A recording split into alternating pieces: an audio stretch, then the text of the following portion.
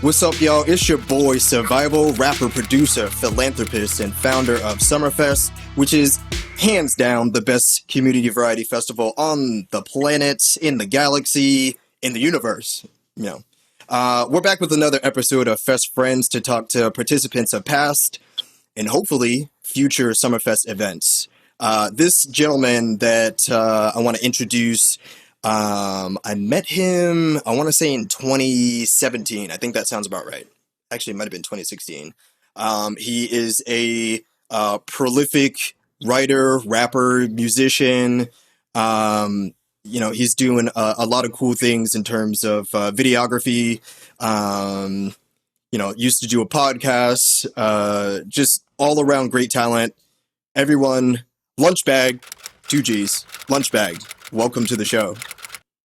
Hey man, how are you doing? How's COVID-19 treating you? It's been okay. I mean, layered with some of the things that have been going on in the country. It's the last couple of weeks has been interesting and emotional. Yeah. We'll get to that in a little bit. But how have you been? I haven't seen you in a while. Yeah, it's been a minute. I've been really good, man. It's been 2020's been a hell of a year for everybody, but luckily, like, it didn't throw me for like too much of a loop in terms of just like creatively and putting things out. But yeah, I mean, just taking it day by day. Good. Yeah, we'll get into all that. So I want to start just by letting the audience know a little bit how we got acquainted. So before Summerfest, the actual festival in 2018, some of the things that I was putting together as far as producing some events were small, like box theater things, and I was trying to figure out like what it meant to hold an event, like a successful event. And once we had done a couple of inside things, we went outside and I had a block party. And then I got introduced to you from another rapper that I had met. And, you were cool and you helped me out by coming and performing for everybody. And, basically on our street, it was blocked off and it was cool. Yeah, and then you came back again. You came back again and did it for Summerfest in 2018. And what was really interesting about both of those is like you're not from Boston, you're not from Somerville, and you were like really, really eager to do it. And can you tell the audience like where you drove from and just like what your relationship is with the Northeast? Yeah, I mean, I'm from Providence, born and raised. And I mean, Providence is like pretty close to everything, you know what I'm saying? But I've just been like passionate about music forever. So when I saw like your event and I saw the opportunity to like network and meet people and to perform, I was just, I'll drive anywhere, you know what I'm saying? I'll go anywhere to perform. And I went out there with my DJ and Brown and just like tore it up. I was super humbled to be a part of the experience. The block party was like so sick. That was such a cool concept. So it was like a huge honor to be a part of that. Yeah, and I've since moved, and right before COVID-19, we moved end of January, and I'm like, here's all the things I'm going to do in 2020. It's going to be dope. I'm gonna ingratiate myself to the community. I'm gonna do another block party, and then we're gonna be out here doing festivals. And it was just like none of that. Same sort of thing with me. Like we had, I had just started like using Spotify analytics to like set up my first tour. And we had like probably like a 6 or 7 city tour set up with like a bunch of artists in the cities we were going to and all that. And that kind of like put a pause on all that. But luckily, like I said earlier, just keeping productive with the content, keeping productive with just making a lot of dope music. So that way, when things do open back up, there's like a new updated catalog for people to vibe out to when we finally get to do a live show. Perfect. And on the name of the catalog is Lunchbagg. Can you tell everyone where that name came from. Like, how did it derive? How did it present itself? Or did you kind of do a Childish Gambino and, go on like a rap name simulator, and then like that's what we Yeah. got? No, I don't know. I mean, Lunch was just like my nickname. My like Lunch has just been my nickname forever. And then I just thought like the bag at the end was just kind of dope, low key, you know.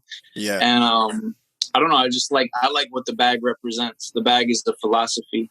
The bag is a mentality. You know, it's not strictly monetary. Yep. But like, if you wake up in the morning and like your goal is to do 100 burpees that day, and you get if you get 100 of them burpees done, or even if you get started with 25, like you're still getting that bag. You know what I'm saying? So that's like what my mentality is. And if I gotta like spread something, I want it to be that. So like that's the bag mentality. If I had to tap anybody, you're shaming me a little bit. I've been stuck in the house not doing any burpees. How many burpees have you done today? Bro, you gotta do some. Gotta do a little something. So I actually I follow you on Twitter, at Lunchbagg, and right. there, everyone has like alternate names and all that stuff that they're using right now. Right now, yours is Polo Goth. Why Polo Goth? Like, where did that come from? And I don't know. That's just how I was feeling, I guess. Just how you feeling during COVID? Nah, I think I haven't even like updated that in a minute, but like I don't know. I don't know. I like put on my swag is different. You know what I mean? I put on like a polo joint. I'll wear some truies, but I also might wear like some trip pants or something. Like just like whatever I'm feeling like, I guess. And like Polo Goth kind of was just like a nice little juxtaposition. Yep. You know? That's your bag. That is your bag. That's the flavor. Yeah, that's the flavor of it all. And I know initially when we met, we talked a little bit, and you told me about your journey through music. Tell me about your journey a little bit and how you ended up doing rap, because it wasn't always rap like in the beginning when you kind of discovered music, was it?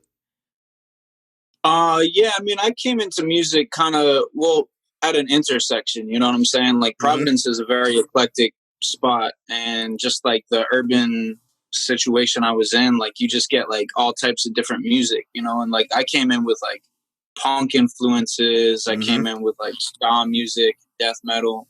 But also I grew up on artists like, De La Soul, Immortal Technique, Erica Badu, like just all the greats, you know what I mean? So like, and on top of like going to like live shows in my neighborhood and like basement shows and parties, I grew up on like Wikipedia and like LimeWire and all that. So like I would just like look up bands I was into and like download their entire like catalog of music, and that's how I kind of like learned everything I know about music, was just like listening to it. Awesome. But yeah, I mean, I would say like I started playing drums, I started playing guitar, and I was in a punk band, and that's kind of like how I started with like actually making music. But I've always been kind of like a lyricist and a vocalist, and rap was just something that I did. And then when I went solo and just started like trying to maneuver as an artist, I was like, well, I already kind of write like a rapper. You know what I mean? Like my technique is kind of like different. Like even when I was in the punk band, like the way that I would write vocals was almost like a little rap like. So I was like, well, why don't I just try and like do some rap? And I'd been producing for a while, like just on like FL Studio, and like making like these weird beats that like nobody was like rapping on them. So I was like, well, let me just rap on them then. Yeah. And that's how it like started. I was like rapping over like weird ska beats and all that, Nice. Can you recall the first album that you ever purchased? And was it a rap album? So like, yeah, probably. The first album I ever like, I was actually telling the story like last night, was like, we would make like mix CDs in school, in like middle school. And we would like mix CDs of like, it was all like a lot of like Southern, like, like Swisher House and like Texas rap at the time. So like Yep. Paul Wall, Mm-hmm. Chameleonaire, Mike Jones, obviously, Slim Thug. and Yep. yeah, Slim Thug. So like we would make mix CDs of like that sort of that like age of rap, and then like 50 Cent's The Massacre came out, and that was like one of the first albums that like I ever really like listened to, and it was like a mix CD. I would just like listen on my like Walkman on the way to school, like a CD player, Yeah. and that was like my first like experience, like I guess with like a CD and like listening to music like that like had a profound effect. But like I don't know, like some of my first albums that I remember like getting were like Future Sex Love Sounds, the Jay-Z Linkin Park album. That's one of my favorite albums of all time, by the way. Future Sex Love Sounds. Yeah. I'm not ashamed of that. You can, all you guys at home, you can drag me if you want, but back in the day, anybody who drags you over that doesn't like understand like how important that album was. That album was amazing. Yeah, absolutely. And like it revitalized Justin Timberlake's career. It gave like Timberland a newfound like platform. Mm-hmm. You know what I'm saying? Like just the production was fucking insane. I don't know if I can swear, but like, of course. I don't know if like the production was just so insane that like it had no choice but to elevate the game. You know what I mean? And like the way that it did it. But like that album, the Jay-Z Linkin Park album, and like Lupe Fiasco's The Cool were like all great like some album. of my first albums. All right. Yeah. I'm vibing with you right now. I'm vibing. So, that was back in the day, Walkman, and the way that we have evolved and listened to music is changing. It's so like, I remember back in 2011, one of my homies was like, yo, I'm going to invite you to this thing called Spotify. And I was like, what the hell is Spotify? And he was like, Spotify. It's just like, it has everything. And you can like, you just pull it up on your phone, or you pull it up on, I think the first iteration that I got was on desktop, and you just type in, anything, and it's there, and you just listen to it. Yeah. It's like, all right, word. So, it's crazy. Like we have music just inundating us. Like it's all over the place. There's so much of it. SoundCloud, Spotify, Tidal, just everything. What are you listening to these days? These days it's a lot of, I was listening to a lot of like just almost like rockabilly type like punk music yesterday, and then a lot of like old school like Gucci Mane. So like Trap Back 2 is like one of my favorite albums by him, or I'm Up. It's like a close like between those two. What else am I listening to? A lot of like Grimes' new album is pretty crazy. Nipsey Hussle's Victory Lap is still like in heavy rotation all the time. Album. Yep. Yeah, I love that album from start to finish. It's just like a masterpiece. What else? That's a nice little mix. I mean, if I could pull up my Spotify right now without interrupting the stream, I would. But I just like a lot of different stuff. You know what I mean? Like a lot of deep house music. I vibe with. Fisher's new album is crazy.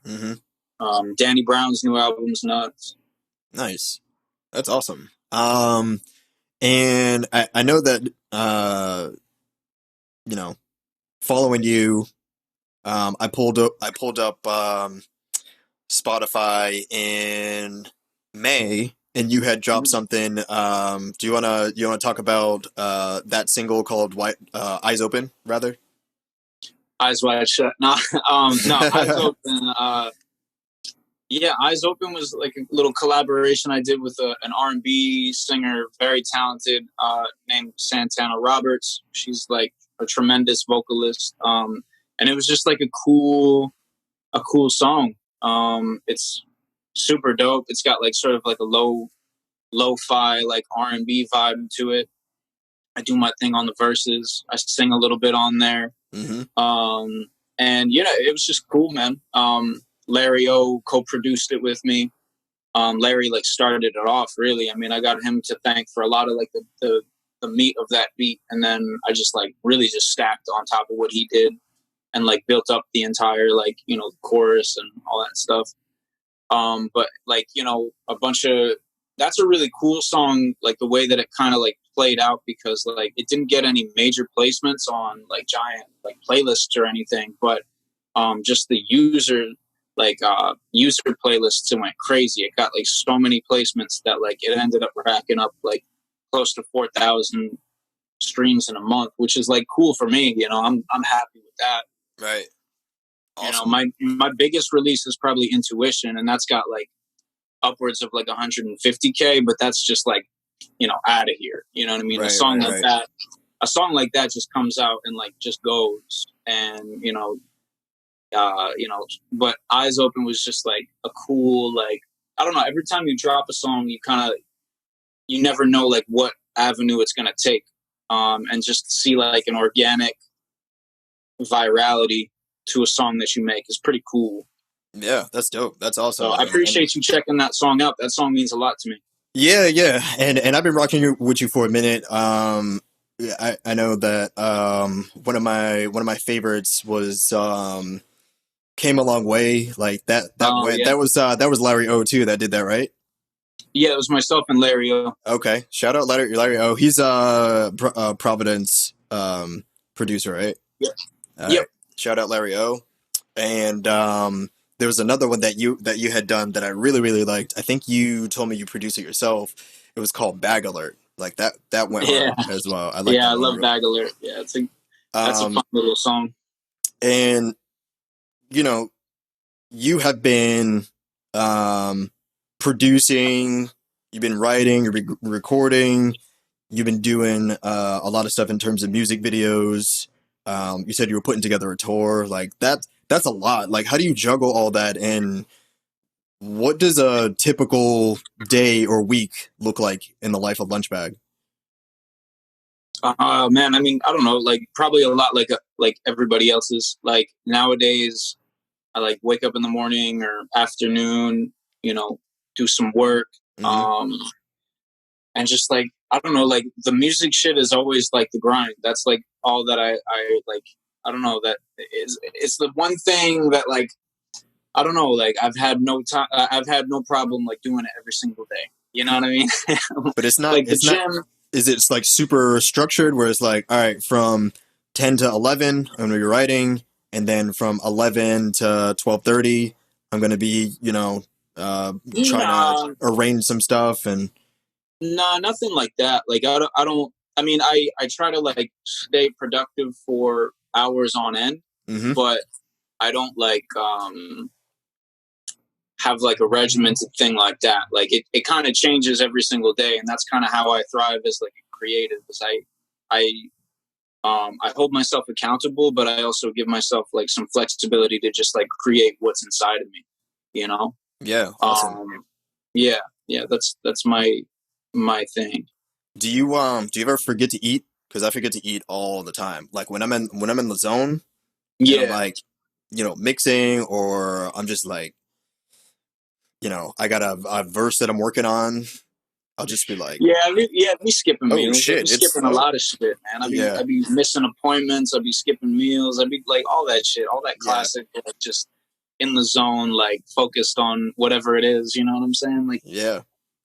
because I mean, it's just my passion. It's like my calling. that's what's up. That's what's up. I totally feel that. So it's 2020. From January 1st to about, let's call it March 15th, everything was pretty gravy. Yeah. And then the shit hit the fan, and we're locked indoors, and I don't know exactly what Rhode Island's been like, but Massachusetts has been like very very strict about a lot of the things that you can and cannot do.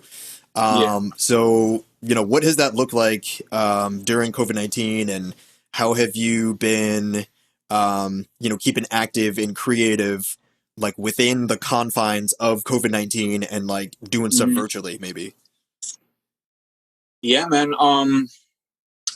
So let's see. I mean, I invested like pretty early on into like recording equipment for myself.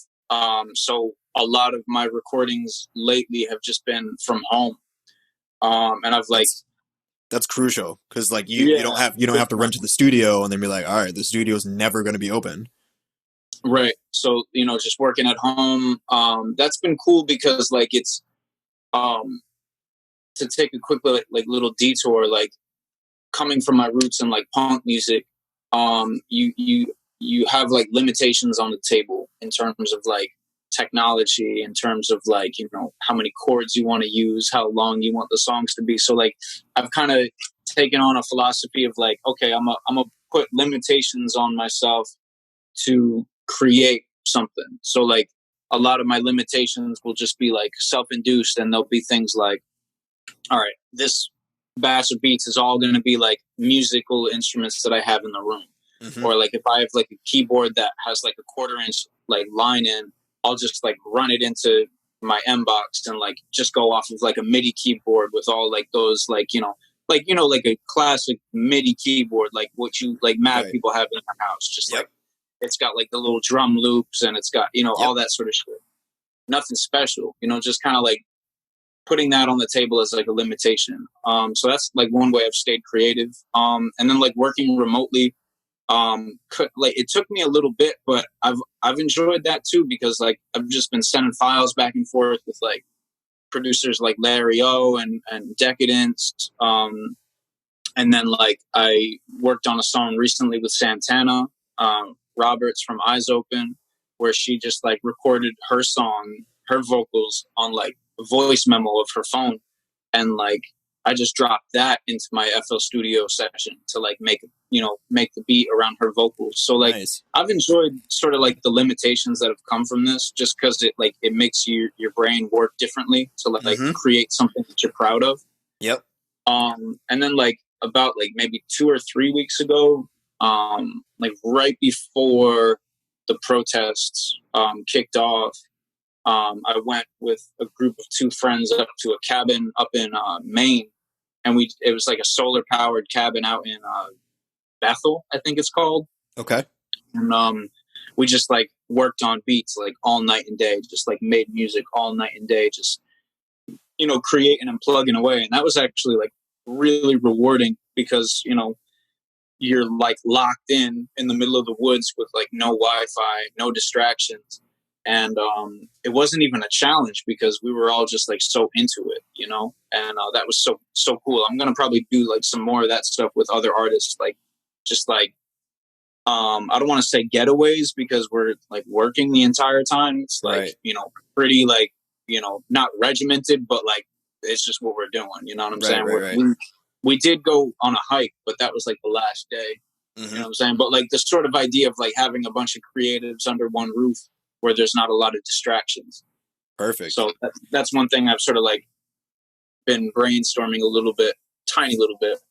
That actually segues nicely into my next question. All the collaborations that you've been doing lately. Do you have any like dream collaborations as far as either producers, lyricists, groups, like any genre? Gucci Mane. That's the only one? Yeah, Gucci Mane. Yeah. Yeah, Gucci Mane, just like the dream collaboration of Okay. mine. She hit him up soon. He's going independent. You hear about that? I did hear about that. That's a super dope move for him. Yeah. I I mean, so there's not going to be. Gucci's been the man, so Yeah. I'm not surprised. That's what's up. Shout out Gucci Mane. Big fan. You mentioned the protests. We're going to pivot a little bit into some darker stuff.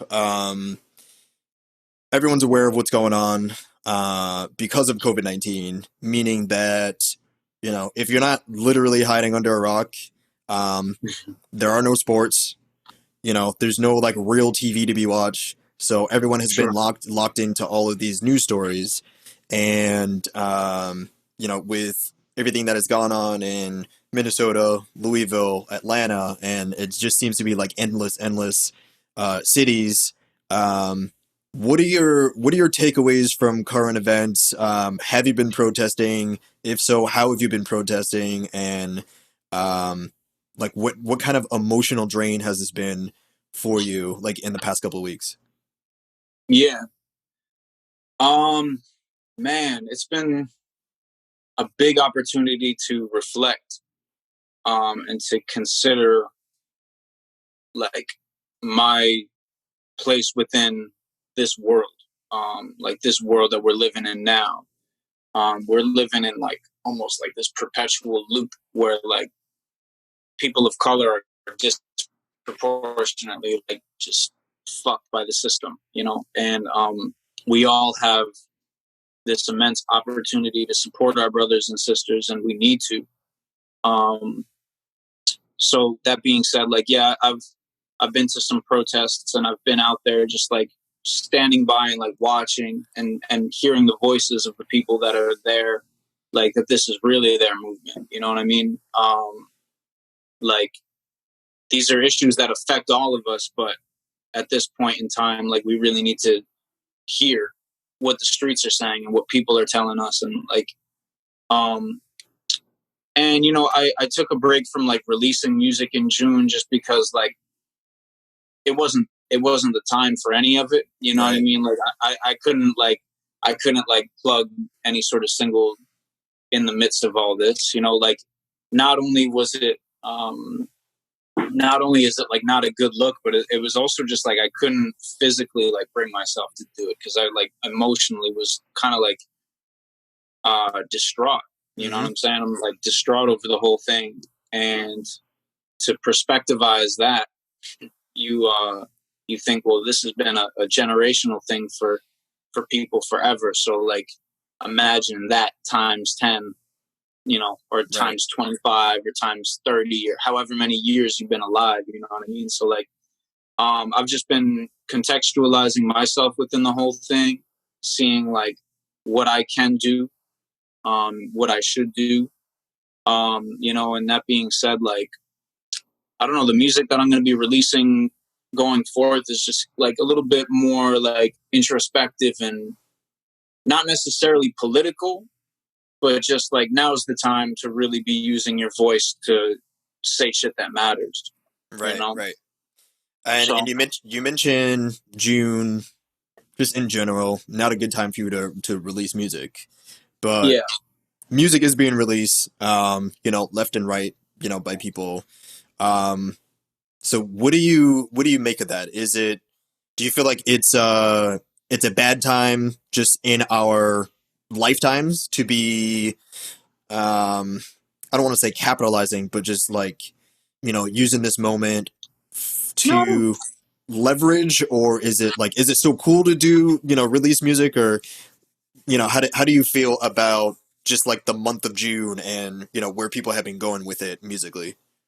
yeah, I mean, I think there's definitely like, no, yeah, I'm all for artists releasing like relevant content during Hmm. this time. Like Lil Like Baby, it's not time No to turn up. Name, J. Cole, like those artists that are really like using their voices to like, I don't know, like communicate something. Right. I think where the disconnect is when artists are still like putting out like, you know, just like turn up shit, and like while there's nothing wrong with it, um you know, I'm not gonna like penalize anybody or police anybody for like releasing their expression. I just personally wasn't like interested in releasing like turn up music during this time. I wanted to get more into like, you know, my thoughts and Right. like convey that to people and exhibit that for people. But yeah, there's no like shade, there's no shame in like putting out like whatever type of art you want. I think that as an artist, you just have to be about what you're about. Awesome. Um, Very wise words from Lunchbagg. Yeah. So feel free to put out the turn up music if you want. But Whatever you want to like do. like Lunchbagg, I'm probably gonna get into my introspective bag, because that's how I've been feeling. That's how I've been feeling a lot lately. Yeah. Even before George Floyd. But I want to switch gears a little bit and bring the energy back up. Keep it nice and light and fun. So every interview that I do, we play a little game at the end. And this game is very, very easy. It's called Would You Rather, and I'm gonna present Oh, I two. played this. We're gonna play. I'm gonna present two scenarios for you. Um, they're gonna be pretty fun scenarios, and you just tell me which one you would rather do and why. And hopefully the audience doesn't give you any shit about what you would rather do. All right. So number one, would you rather go back in time to do a set on MTV Unplugged, or would you rather go back in time to do a set on Yo MTV Raps? MTV Unplugged. Because I could rap on that too, and it would be fire. Unplugged raps though, that would be sick. Yeah.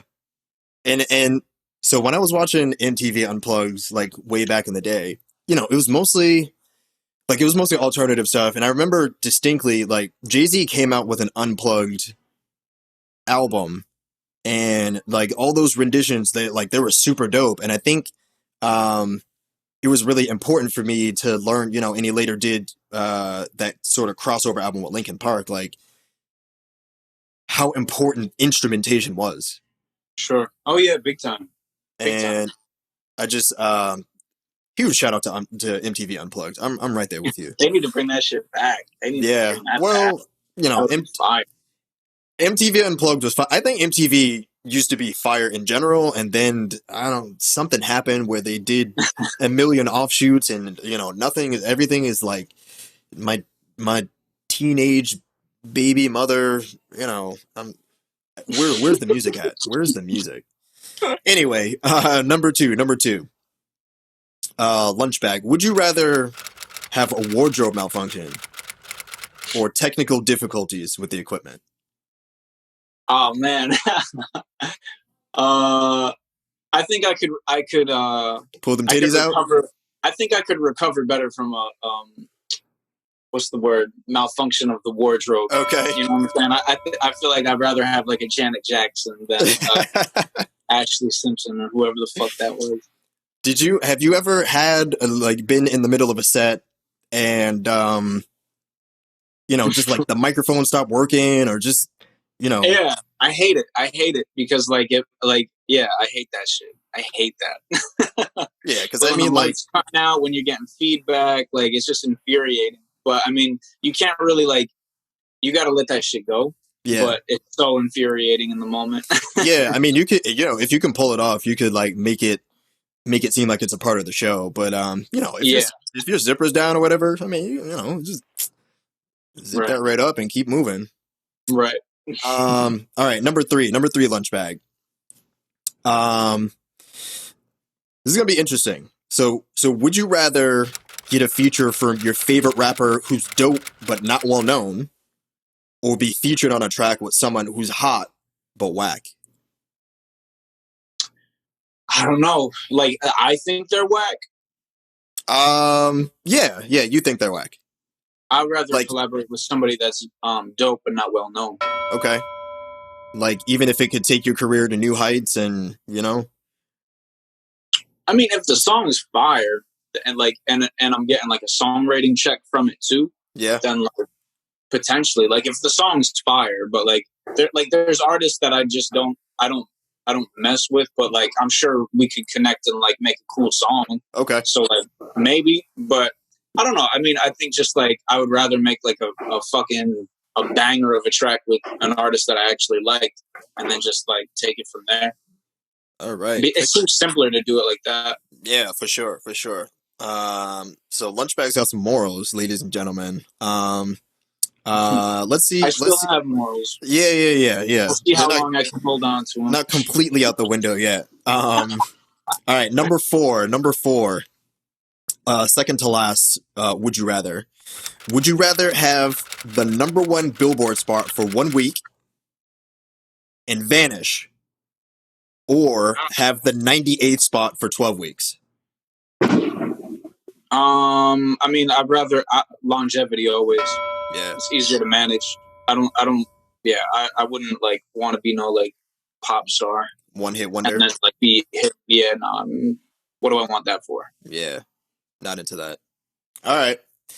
I think this one suits you very well. It's the last one in the Would You Rather game segment that we're doing here. Would you rather go get the bag, or would you rather have the bag come to you? Both. Both.